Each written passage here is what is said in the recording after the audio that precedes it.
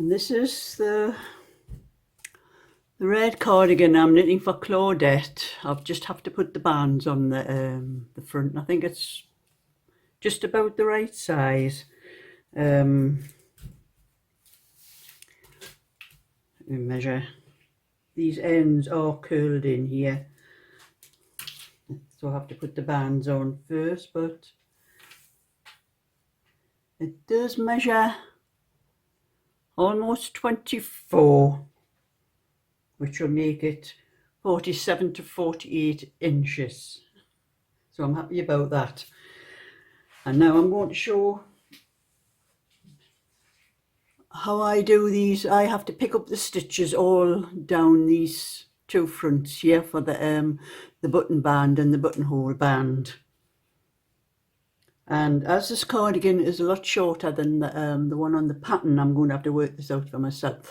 But I would have worked it out even if I'd done it the same length as the cardigan on the pattern. I would have still worked out the number of stitches I have to put in, because I don't like what number of stitches they tell me. I like to work it out for myself. So I measure the front. That's what I have to put I always put the button band on first, and then I work out the other side for the work out where to put the buttonholes. So I start from the top, measure the top,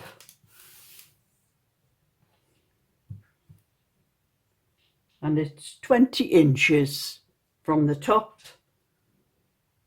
of the neckband down to the bottom. So I put markers in every 2 inches, these little stitch markers. So I measure from the front. I have to mark them out on there. I think I need a few more of these for larger sizes. I have enough for small sizes, but I can only do one side at a time. So I put another one in 2 inches. It's just a rough estimate. My tape measure fell on the floor again. And I'm having to do this on my bench in the kitchen, because I've tried to put it in my ring light and try to hang the you know, the long stretchy thing from the other thing I use. Try to hang it from the ring light onto the floor, because that was where it was easier to do it. But the thing that's hanging from the ring light just would not stay up, and it kept tipping the ring light over. So I'm having to do this on my bench to show you. So I have done another 2 inches.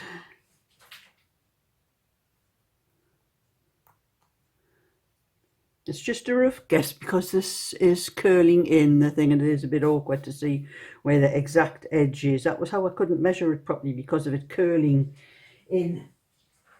The other cardigan I did like this for Claudette was the wool, the Aran wool was a lot stiffer, and it didn't curl in like this.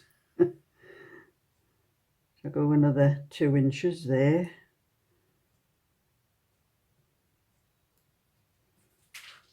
My tape measure keeps dropping on the floor every time I let go of it. I'll pick it up again. Keep it up there so it doesn't fall. Another 2 inches down here. I'll measure all these marker things after I put them into, and I've just broke a one. That's another one away. Just measure that again. These ones, they break very easy when you have to pull them apart to either get them in, or I have some other ones. I think I'll probably have to get them ones out to use a bit better. Ones where you don't have to pull them apart or fasten them. They're like in a round circle, and you just push them up through the little slit.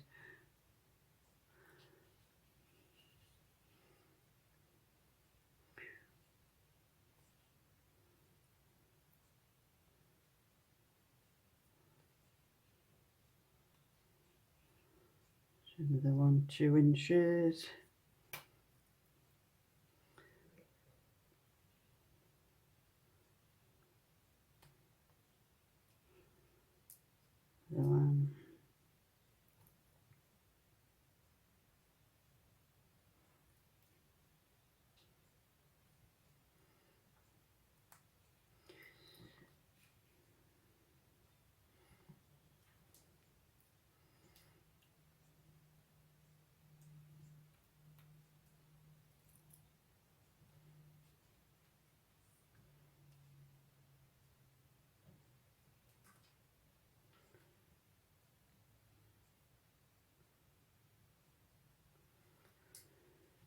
So there should be 10 spaces, including the two end ones. I think it's 10. 1, 2, 3, 4, 5, 6, 7, 8, 9, 10. That's 11. I'll probably have to work those out a little bit. I've got one extra space, 2-inch space, which will make it 22 inches. So I think I'll have to measure that 2 inches. 2 inches. Yeah, I'll have to move those little markers around a little bit because I only want it to be 20 inches, not 22 inches.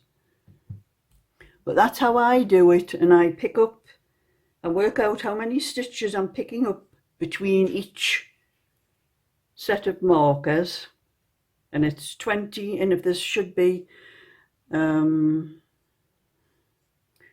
4, 6, 8, 10, 12, 14, 16, 18, 20. So there should only be 1, 2, 3, 4, 5, 6, 7, 8, 9, 10. That's 10 spaces.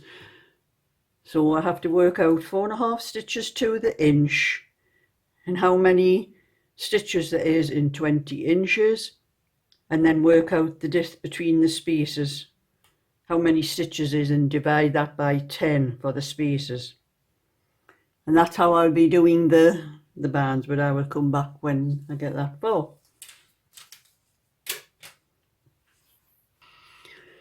Well, that's the band done on one side.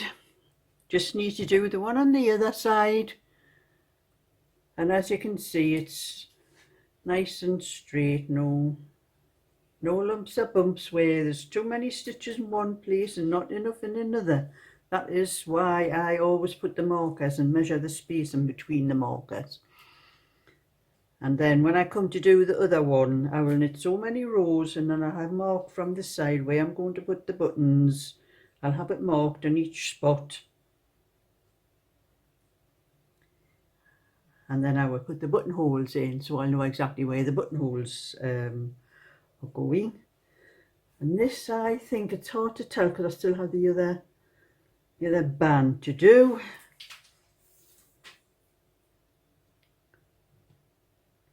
But it does say at least 23 inches, so I'm going to send this to Claudette anyway and let her try it, and just in case if it doesn't fit, she can send it back to me and I'll sell it elsewhere. But I'm not sure whether the other one I did actually came out 48 inches. I'm not certain now, I can't remember. But this one does look as big as what the other one was, so it's quite possible that it'll be okay. But anyway, that's enough of that. I'm going to get back to picking the stitches up for the other side now and putting the band on. And I really prefer to knit the bands up that way like that, because when you do them this way, you tend to, they're slacker than what the other ones are. I don't really like bands, and they're all right on children's, small children's ones, but I don't like bands like that on adult ones. But this is what the pattern said, now I'm doing what the pattern said. So get back. Well, it's completely finished.